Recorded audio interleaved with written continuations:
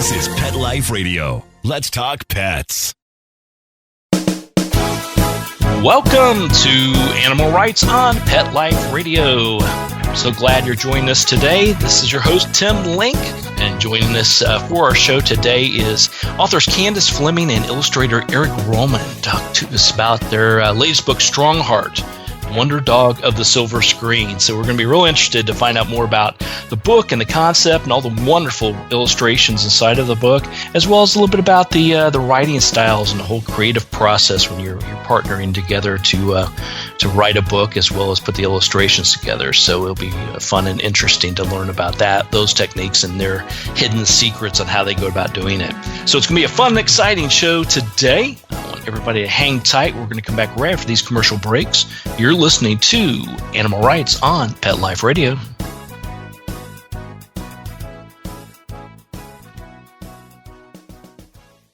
You know that feeling when you go to clean the litter box and it's a complete disaster?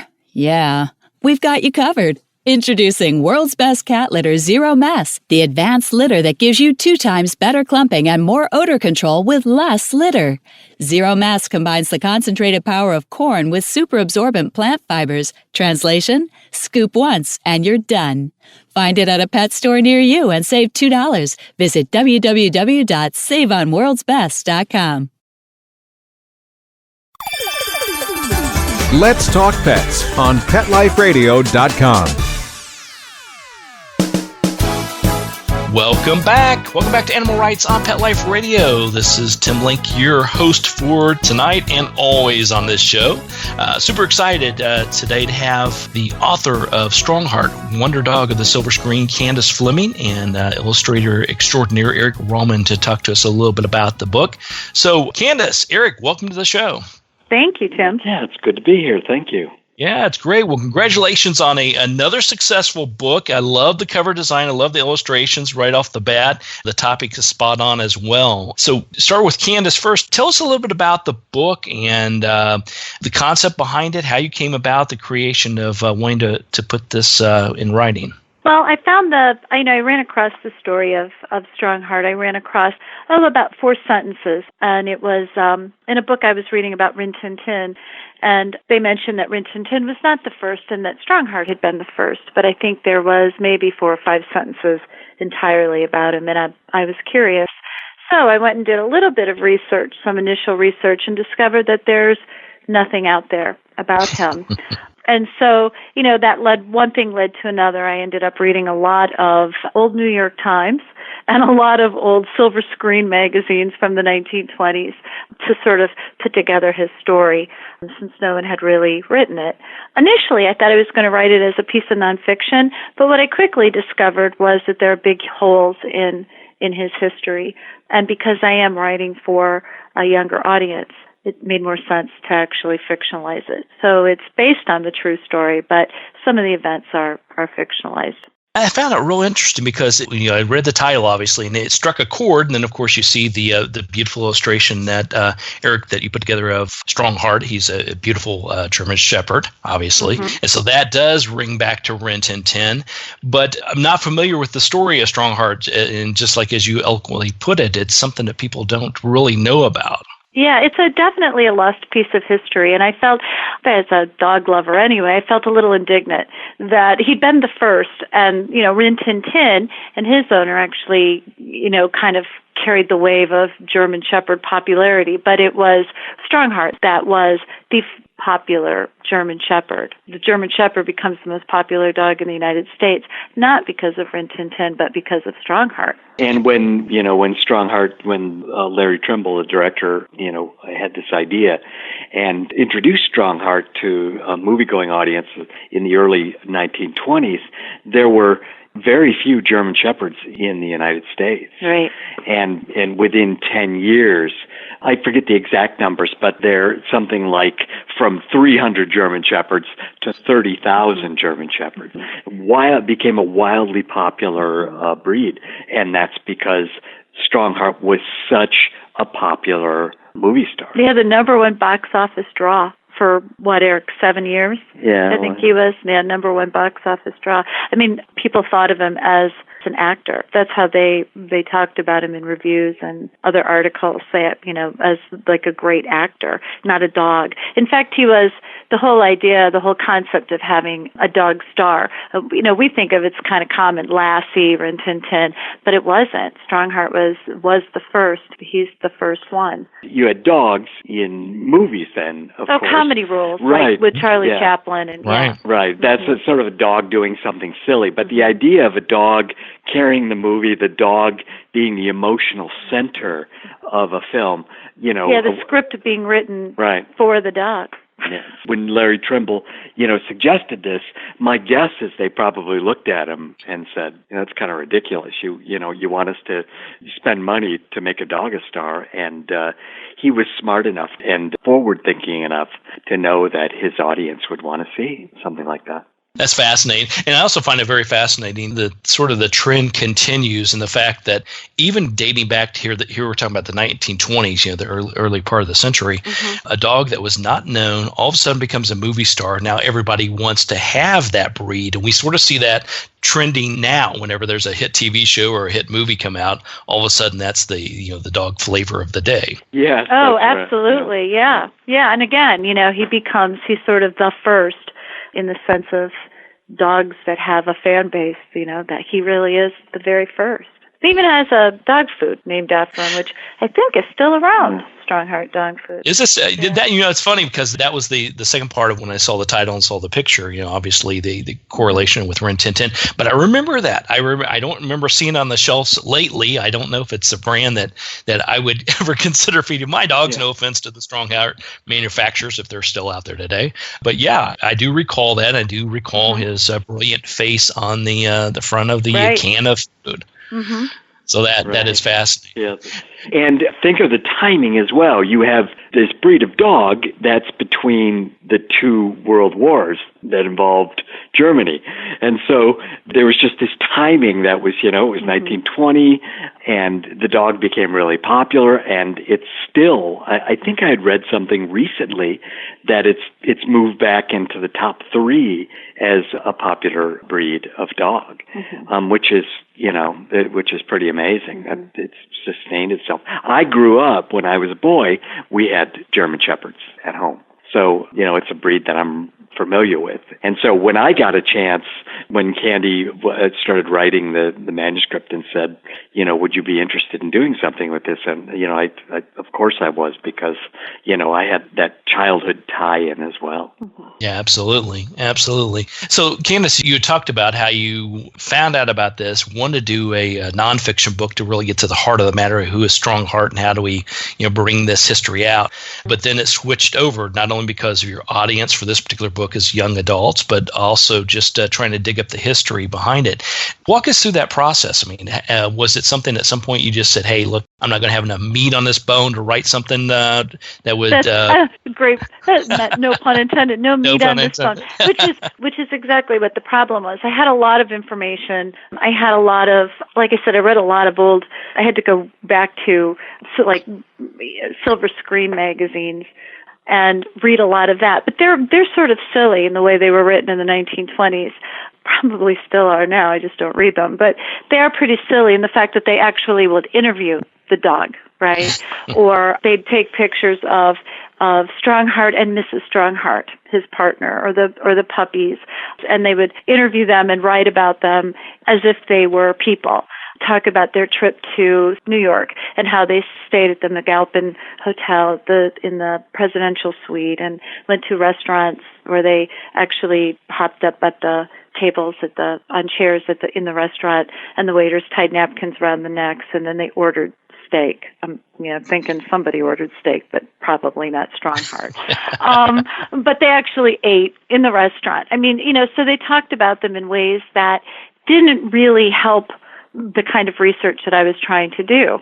And it has suddenly occurred to me that if the goal was for people to know about this amazing dog, I was going to have to fill in those places with my imagination, those places where I didn't have a clue what was going on in the story. The book itself is based as closely as I can to fact, but I really don't know like what Larry Trumbull actually said to Strongheart. I don't really know what Jane Murfin, the screenwriter, and Larry said to each other. I know they did have a romance. Eventually they got married.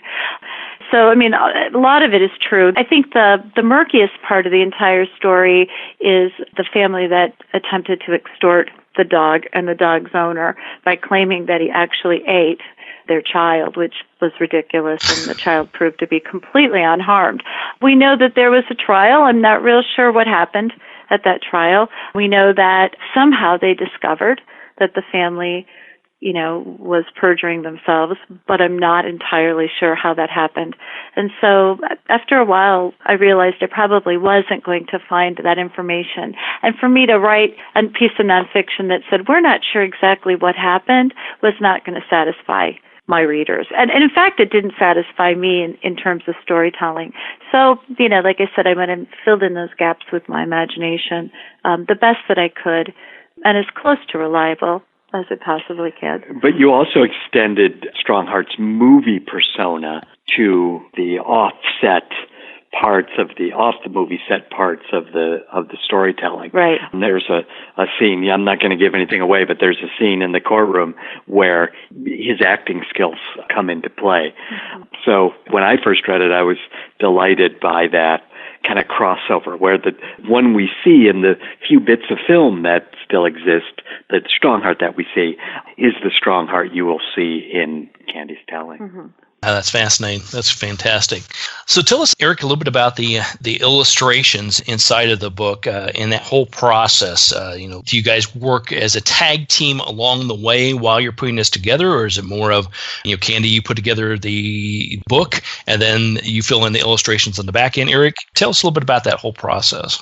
I wrote the manuscript, and I wasn't sure if Eric and I have worked on other things before, but we don't always work together. When I initially wrote it, I wasn't sure he was actually going to come on board. And yet I kept talking to him about how I envisioned it as being, it is a novel, but I envisioned it as being heavily illustrated, and in places, the art taking the place of the text. In place of the text, you would have art, mostly because it is a book about a dog in the silent screen. And so a lot of that is pure action, right? Silent screen actor. And that's how I envisioned it. And when I sent it to my editor, she didn't quite see what I was after. But Eric did, because I'd been talking about it with him for, a good year that I'd been working on it. And so initially he said, well, here's what I'll do. Let me sketch out a few things to make clear to her. Let me sketch out what it is that you're saying, just so you can make it clear to her how you envision the book. And then, of course, as soon as he sketched out a few things, well, everybody wanted him to do it. I wanted him to do it. The editor wanted to do it, him to do it. And I think, actually, he wanted to do it, too. Like you said earlier, he had that real connection with German Shepherds from his own childhood. So. And I had this idea that, like Candy said, that let's say we're talking about she's writing about getting ready for a scene that takes place on a movie set, and she would write up to the point where the scene started, and then I would use illustrations to show that particular scene. So you would not only have this written story, but you would have the visual story. And the more when I finally got the manuscript, the more I looked at it, she had a lot of descriptive, very emotional storytelling there. And in a way, I changed the way I was going to make the pictures. If you look at it now, not all the pictures have, in fact, most don't have a lot of background. So what I tried to do is show Strongheart the dog relating to a person or another dog, and try to show the emotion that the dog had, so that without a lot of description or anything else in the background, so that the words that Candy had written and my picture could be seen together, but not saying the same thing.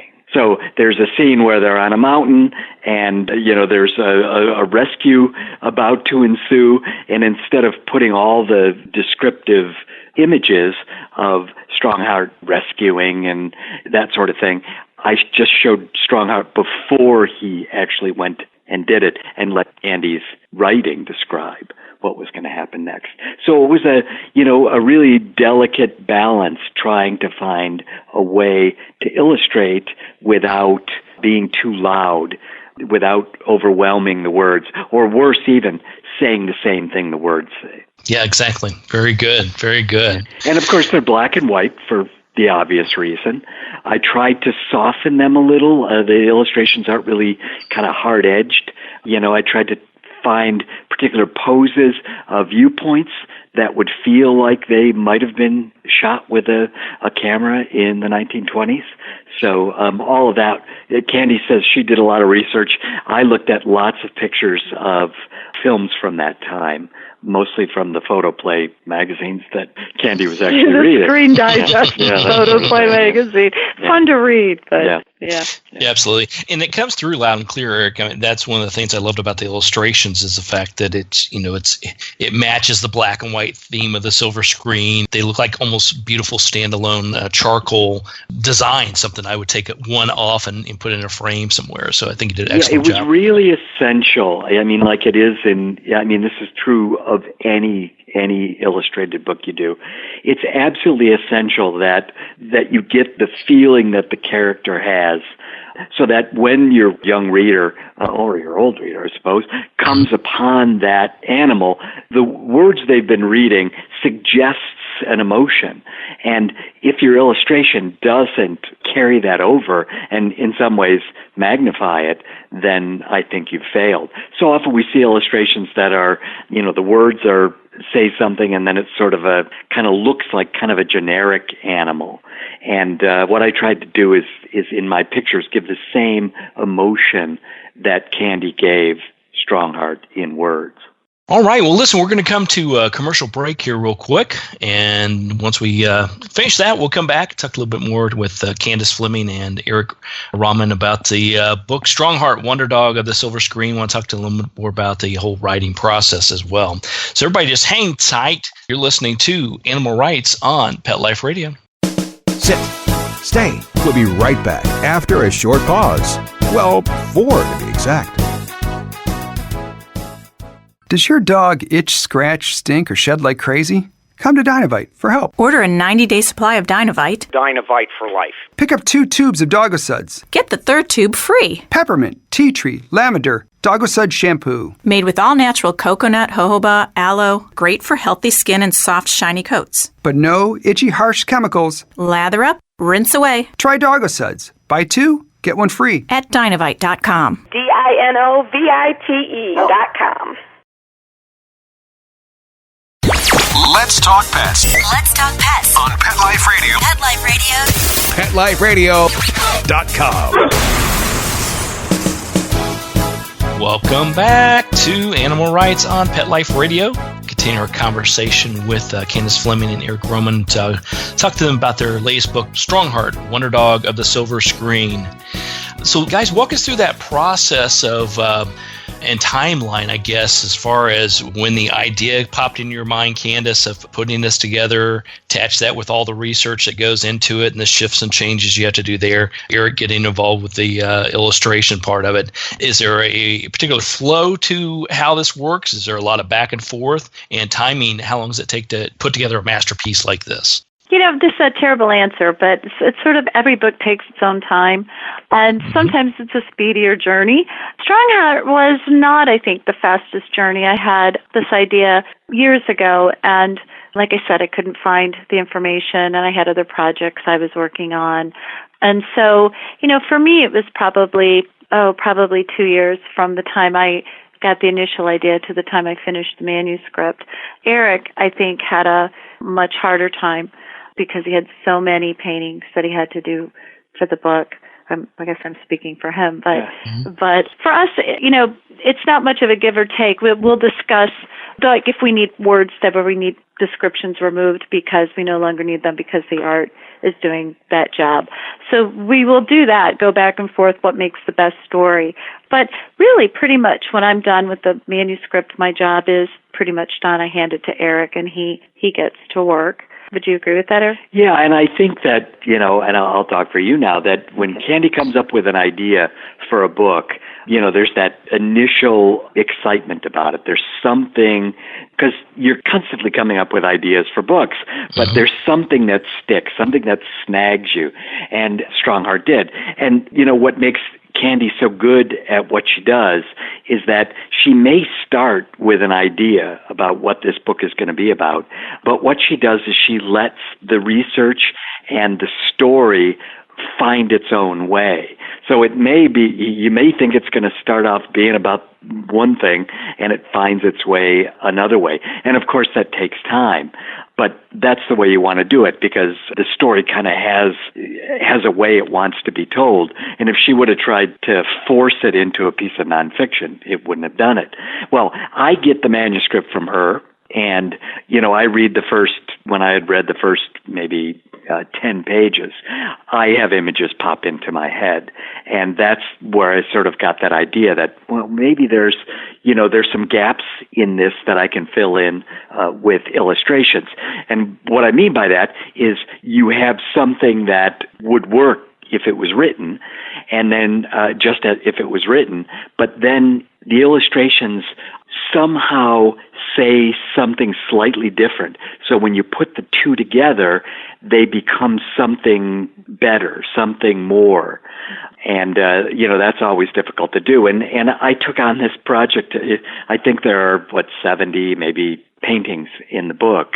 And that's just a lot of things to paint and try to get right. And I thought that was fascinating as well, because looking at a lot of books there, this is perfect for adults as well as young adults, but it's, as you said, Candace, geared towards young adults. This is a pretty hefty book. 200 and some pages, a lot of great illustrations, a lot of great verbiage in here. I mean, this is not your typical one and done quick book. And especially when I look at a lot of young adult books, it's either very heavily laden with the manuscript and with some nice sketches and designs, illustrations that go along with it, or it's the opposite way around. Maybe the author didn't have a lot to write and, putting the crux on the illustrator to put together.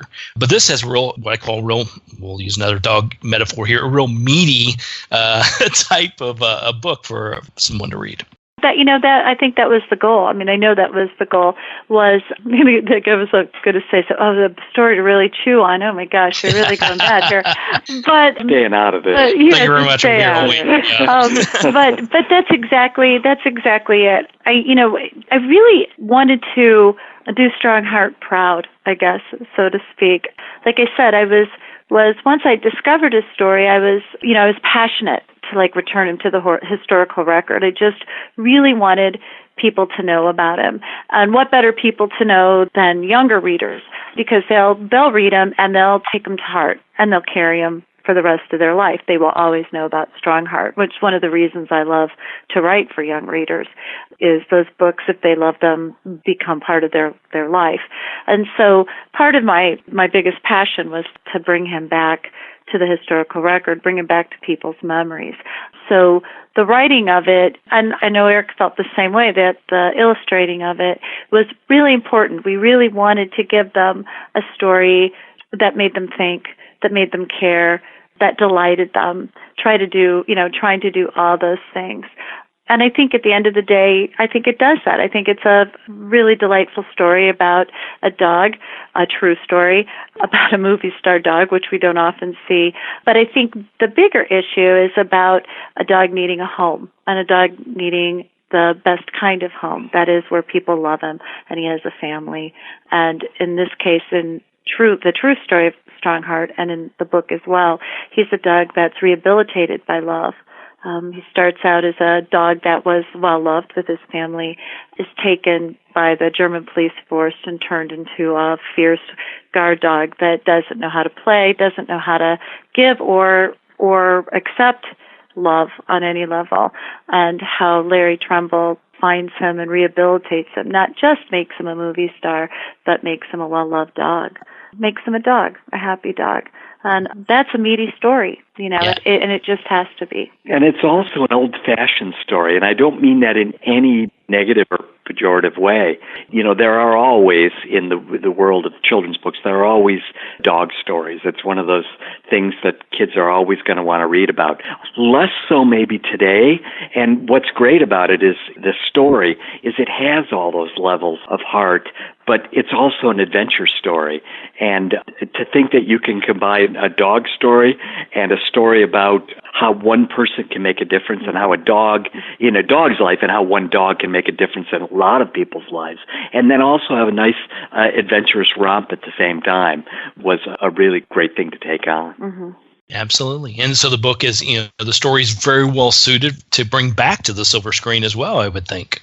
Well, that would be nice, wouldn't it? It would be. We would like to see that, definitely. Mm-hmm. And we know Hollywood, it's a lot easier to remake or rebadge something than to come up with original ideas. So I think you may have done half the work from.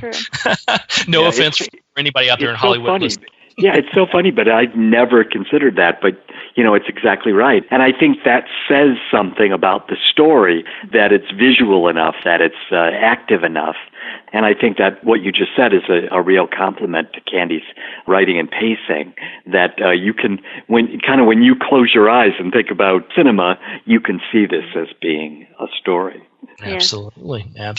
So we'll be watching out for that. Just let me know and send me. Let's hope Disney's listening. That's right. All right. Well, we're coming to the end of the show today, but where can people find out more about everything you guys have going on with this book as well as other things? What are the best ways for the people to reach you and to track all your successes? Oh, well, you can go to our websites. Mine is CandaceFleming.com, and Eric's is EricRohmann.com. There we go. Yeah. And then you have some social media that... Facebook, Twitter, which Instagram. You're asking. There you go. Gotta get out there on social media. My brain freeze here today. They can certainly track you down. Wow, I was just talking about old-fashioned, and now we can't remember. Yeah. Wow, okay. No, he said old-fashioned, not old. Yeah, that's old-fashioned.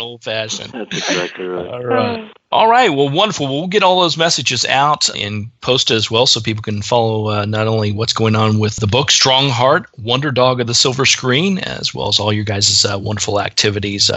Congratulations once again. Wonderful book. Great success on it. And we'll look forward to talking to you guys again when the next one comes out. Thanks, Tim. Well, it was really a delight to talk to you. And now I've got to go out into the cold with our Strongheart, Oxford. Hey, who's on the dedication page?